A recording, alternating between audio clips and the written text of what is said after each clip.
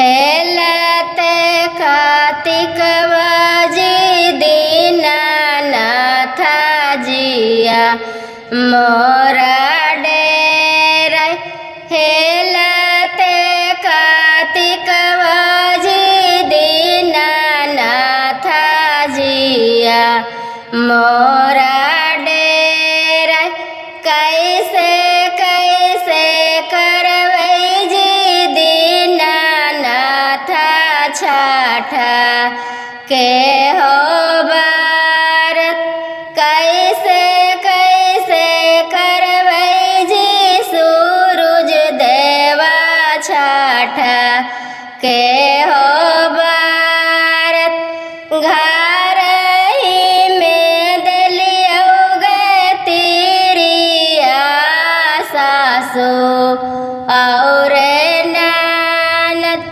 घर ही में दलियौ गतिरिया सासु और ननद। घर ही में दलियौ गतिरिया जेठा की रे गोतिन। घर ही में दलियौ गतिरिया छोटा की रे गोतिन। ओइसी ओइसी करिहा गतिरिया छठ के हो बारत।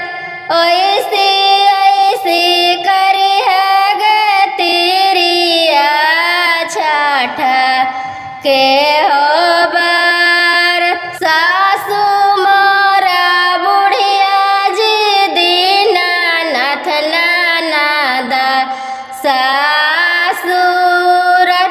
सासु मोरा बुढ़िया जी दीनानाथ ननद सासुर। गोतनी बैरुनिया जी दीनानाथ पाला को ना खोल। गोतनी बैरुनिया जी दीनानाथ पाला को ना खोल। स्वामिनी रे बुधिया जी दीनानाथ गोदी में हो बालक।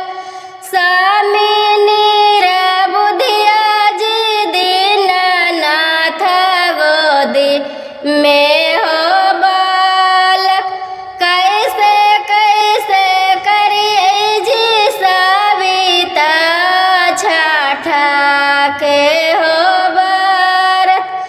कैसे कैसे करिए जी आदित्य देव छठ के हो बारत।